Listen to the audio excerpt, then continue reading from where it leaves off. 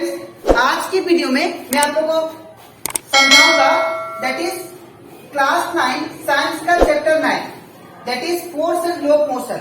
हम लोग चैप्टर 8 के बाद हम लोग न्यू चैप्टर स्टार्ट करेंगे दैट इज चैप्टर 9। आज का वीडियो लेक्चर नंबर 1 है। हम लोग क्लास 9 साइंस का चैप्टर 9 करेंगे that is force and globe motion. इसके पिछले वीडियो में मैंने आप लोग को अभी तक क्लास 9 साइंस का चैप्टर 1, चैप्टर 2, चैप्टर 3 और इसी के साथ साथ मैंने आप लोग को चैप्टर 8 का जितना भी कंसेप्ट था हर एक टॉपिक मैंने अच्छे से एक्सप्लेन कर दिया। ठीक है, तो अगर आपको सारा टॉपिक अच्छे से सीखना है तो आप लोग उसको मेरे यूट्यूब चैनल में जाके उसको देख सकते हो। ठीक है, इसी के साथ साथ हम लोग चैप्टर 8 का जितना भी न्यूमेरिकल क्वेश्चन था वो सारा एनसीईआरटी का मैंने सारा आप लोग को एक्सप्लेन कर दिया है। ठीक है, तो अगर आपको न्यूमेरिकल क्वेश्चन अच्छे से सीखना है तो आप लोग उसको मेरे यूट्यूब चैनल में जाके उसको देख सकते हो। ठीक है, तो स्टार्ट करते हैं क्लास। तो यहाँ पे हम लोग सबसे पहले दैट इज लेक्चर 1 में समझेंगे फोर्स एंड ग्लोब मोशन का सबसे पहला टॉपिक दैट इज फोर्स क्या होता है। ठीक है, फोर्स जो है, फोर्स का कंसेप्ट जो है ये बहुत ही इंपॉर्टेंट है बिकॉज ये आप लोग का हायर क्लास के लिए भी इंपॉर्टेंट है और इवन आप लोग जूनियर क्लास में भी पढ़े होंगे कि फोर्स क्या होता है। ठीक है, फोर्स हम लोग बोल सकते हैं जो भी हम लोग पुश करते हैं या पुल करते हैं ऑब्जेक्ट को, कोई भी ऑब्जेक्ट को अगर हम लोग पुश करें या पुल करें तो उसके ऊपर क्या अप्लाई हो रहा है दैट मीन्स फोर्स। ठीक है, जैसे कि यहाँ पे एग्जांपल दूं अगर, तो यहाँ पे मैंने लिखा है पुलिंग ए रॉक। जब हम लोग कुआं से जब पानी निकालते हैं, वेल से जब पानी निकालते हैं तो हम लोग को रस्सी को टानना पड़ता है। ठीक है ना, तो रस्सी को टानना दैट मीन्स पुल करना, तो ये वो एक टाइप का क्या है फोर्स है। इवन जब हम लोग को कोई भी चीज को धक्का देना होता है, जब हम लोग कोई भी चीज धक्का देते हैं, ठीक है, तो उसको क्या करते हैं हम लोग पुश करते हैं, तो वो जो पुश है और पुल है वो क्या एक टाइप का फोर्स प्रोवाइड कर आपको। ठीक है, और इसी के साथ साथ जब आप लोग क्रिकेट खेलते हो, फुटबॉल खेलते हो, ठीक है, इवन कोई भी गेम खेलते हो, तो आप लोग को उस चीज को करने के लिए फोर्स चाहिए होता है। ठीक है, इवन खाना को भी खाने के लिए क्या चाहिए होता है फोर्स, बिकॉज हाथ से लेके आप लोग को माउथ तक लेके जाना है, तो किसके थ्रू हो सकता है फोर्स। तो दैट मीन्स विदाउट फोर्स आप लोग कोई भी वर्क को नहीं कर सकते हो। ठीक है, इवन कोई भी अगर ऑब्जेक्ट को एक जगह से दूसरा जगह पहुंचाना है तो उसके लिए क्या चाहिए फोर्स चाहिए। ठीक है, तो फोर्स एक बोल सकते हैं क्वांटिटी हो गया जिसके थ्रू हम लोग कोई भी ऑब्जेक्ट को एक जगह से दूसरा जगह पे शिफ्ट कर सकते हैं। ठीक है, और यहाँ पे मैंने डेफिनेशन लिखा है दैट इज पुश और pull of an object is called force. जैसे कि एग्जांपल दिया पुलिंग ए रोप, रोप को खींचना, रस्सी को खींचना ये एक टाइप का फोर्स हो गया। ठीक है, पुशिंग ए टेबल को अगर पुश करते हैं तो वो भी एक टाइप का क्या हो गया फोर्स हो गया। किकिंग ऑफ फुटबॉल, अगर हम लोग फुटबॉल को किक करते हैं तो उसके ऊपर भी मैंने क्या अप्लाई किया दैट इज फोर्स अप्लाई किया। ठीक है, उसको पुश किया तभी तो क्या हुआ फुटबॉल आगे मूव हुआ। ठीक है, तो इसका मतलब और एक बात चीज याद रखिएगा, फोर्स क्या करता है, force can change the displacement और डिस्टेंस, फोर्स कैन चेंज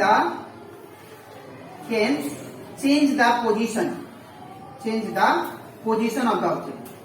ये आप लोग हमेशा याद रखना ऑफ द ऑब्जेक्ट। और एक बात ये तो आप लोग याद रखोगे ही, force can change the position of the object. कोई भी ऑब्जेक्ट के ऊपर फोर्स लगेगा तो याद रखिएगा वो अपना पोजीशन को चेंज करेगा। ठीक है, तो यहाँ पे और एक चीज याद रखिएगा, फोर्स अगर इक्वल टू 0 होता है, तो अगर कोई भी ऑब्जेक्ट के ऊपर फोर्स नहीं लग रहा है, ठीक है, तो वो ऑब्जेक्ट क्या होगा, उसका डिस्प्लेसमेंट भी क्या होगा, उसका डिस्टेंस भी, दैट मीन उसका मूवमेंट जो होगा वो भी क्या होगा 0 होगा। जैसे कि एग्जांपल, अगर मैं ये बोर्ड के ऊपर फोर्स लगा, ठीक है, ये वॉल के ऊपर फोर्स लगा, ठीक है, तो ये वॉल क्या हो रहा है मूव नहीं हो रहा है एक जगह से दूसरा जगह। इसका मतलब मैंने क्या किया, मैंने फोर्स नहीं लगाया। तो अगर फोर्स नहीं लगाया तो डिस्प्लेसमेंट क्या होगा 0।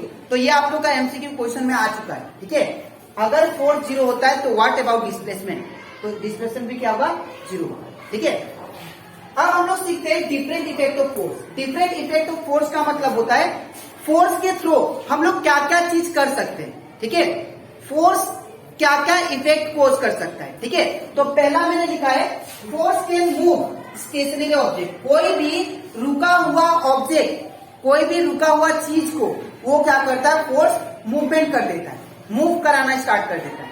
जैसे कि एग्जांपल ये मार्कर ही है। ठीक है, अब ये मार्कर को अगर मैं पुश करता हूं तो ये मार्कर क्या होगा, मूव करना स्टार्ट कर देगा। तो दैट मीन्स ये जो मार्कर था वो पहले तो स्टेशनरी था, मतलब रेस्ट में था। ठीक है, वो क्या था, रेस्ट में था। लेकिन जैसे ही मैंने इसके ऊपर फोर्स अप्लाई किया तो ये मूव करना स्टार्ट कर दिया। ठीक है, तो इसका मतलब कोई भी रुका हुआ ऑब्जेक्ट को अगर आप लोग फोर्स लगाते हो वो क्या होगा, मूवमेंट स्टार्ट हो जाता है उसका, वो उसको मोशन में ला देता है। ठीक है, तो यहाँ पे पहला चीज यही लिखा है, force can move stationary object. कोई भी रुका हुआ ऑब्जेक्ट को वो क्या करेगा, मूव करा देगा थ्रू फोर्स। ठीक है, नेक्स्ट है स्टॉप मूविंग ऑब्जेक्ट। अगर कोई भी ऑब्जेक्ट मूव कर रहा है, ठीक है, तो उसको फोर्स अप्लाई करते हुए रुक जाता है। ठीक है, कोई भी मोशन वाला चीज को भी वो क्या कर सकता है, फोर्स रुका सकता है। जैसे कि एग्जांपल, अगर कार चल रहा है, ठीक है, कार चल रहा है कुछ स्पीड से और आपको उसको रोकना है, तो आप लोगों को क्या करना पड़ेगा, उसको ब्रेक अप्लाई करना पड़ेगा। और ब्रेक अप्लाई करने के लिए क्या करना पड़ेगा, आप लोग का जो ब्रेक पेड है उसको पुश करना पड़ेगा पैर से। ठीक है, तो आपने क्या किया, फोर्स लगाया, तभी जाके वो ऑब्जेक्ट क्या हुआ, रुका। ठीक है, अगर सपोज कोई साइकिल लेके जा रहा है तो आप लोग क्या किया, हाथ से टान दिया। ठीक है, हाथ से टान दिया तो आपने क्या किया, उसके ऊपर पुल किया। ठीक है, तो दैट मीन्स आपने फोर्स अप्लाई किया। तो कोई भी मूविंग ऑब्जेक्ट को रोकने के लिए क्या चाहिए, आप लोग को फोर्स चाहिए। इवन मान लीजिए फुटबॉल मोशन में, तो उसको रुकाने के लिए क्या करते हैं हम लोग, फोर्स लगाते हैं, उसको क्या करते हैं, पुश करते हैं। ठीक है, या तो पुल करेंगे। ठीक है, और इवन कोई भी व्हीकल चलता है तो उसके ऊपर क्या अप्लाई करते हैं, ब्रेक अप्लाई करते हैं, दैट मीन्स पुश करते हैं। ठीक है, तो कोई भी मूविंग ऑब्जेक्ट को स्टेशनरी पोजीशन लाने के लिए हम लोग को क्या करना पड़ता है, फोर्स अप्लाई करना पड़ेगा। ठीक है, तो ये क्या करता है, कोई भी मूविंग ऑब्जेक्ट को स्टॉप कर देता है, रुका देता है। ठीक है, नेक्स्ट बात करते हैं। Next, force can change speed of the object. Simple बात है, फोर्स के वजह से हम लोग स्पीड भी चेंज कर सकते हैं। ठीक है, सपोज कीजिए कि एक आप सपोज बाइक लेके रास्ता पे निकल गए। ठीक है, और आपने खाली रास्ता देखा और आपने क्या किया, बाइक स्पीड कर दिया। तो स्पीड करती, सपोज एक टर्निंग आया, शार्प टर्निंग। ठीक है, तो जब टर्निंग आया तो आप क्या करोगे, अगर वही सेम स्पीड रखोगे टर्निंग के दौरान तो आप लोग गिर सकते हो। ठीक है ना, तो आपको क्या करना पड़ेगा, स्पीड को कमाना पड़ेगा। तो आप लोग स्पीड को कैसे कमाओगे, थ्रू फोर्स। आप लोग क्या करोगे, ब्रेक अप्लाई करोगे। ठीक है, ठीक है, तो जब ब्रेक अप्लाई करेंगे तो क्या हो जाएगा, जो भी व्हीकल्स होगा वो रुक जाएगा। रुक जाएगा मतलब बोल सकते हैं उसका स्पीड कम हो जाएगा। ठीक है, तो फोर्स क्या कर सकता है, कोई भी स्पीड को चेंज कर सकता है। जैसे कि ट्रेन चल रहा है और अचानक से क्या दिखा, रेलवे ट्रैक टूटा हुआ है, तो वो ट्रेन, वो जो पायलट है, लोगो पायलट, वो क्या करेगा, देख लेगा कि वहां पे क्या है, जो आगे कंडीशन है वो खराब है।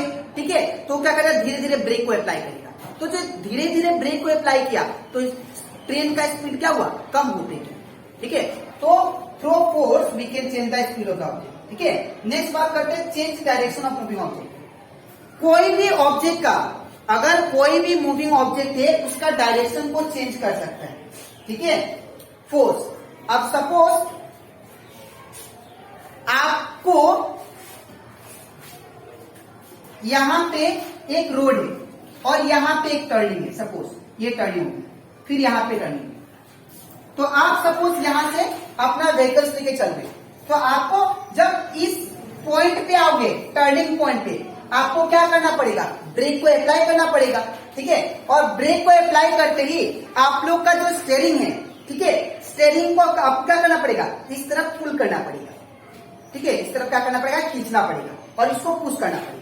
तो जब आपने क्या किया, स्टीयरिंग को इस तरफ इसको खींचा और इसको इस तरफ पुश किया, तब आपका स्टीयरिंग क्या होगा, ये जो चक्का है इस तरफ घूम जाएगा।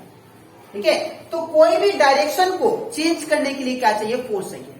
ठीक है, जैसे कि साइकिल चला रहे हो या बाइक चला रहे हो, तो बाइक को अगर मान लो टर्निंग पॉइंट पे लेके जाना है तो आप लोग क्या करते हो, बाइक का हैंडल को ऐसे करते हो, उसको क्या करते हो, इस हैंड से क्या करते हो, पुश करते हो। तो जब हैंड से पुश किया और इसको पुल किया, तब जाके आपका क्या हुआ, हैंडल जो था वो ऐसे क्या हो गया, शिफ्ट हो गया इस डायरेक्शन में।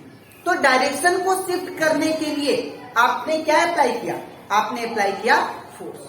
ठीक है, तो फोर्स से हम लोग कोई भी मूविंग ऑब्जेक्ट का डायरेक्शन को चेंज कर सकते हैं। ठीक है, अब next, force can change shape of a body.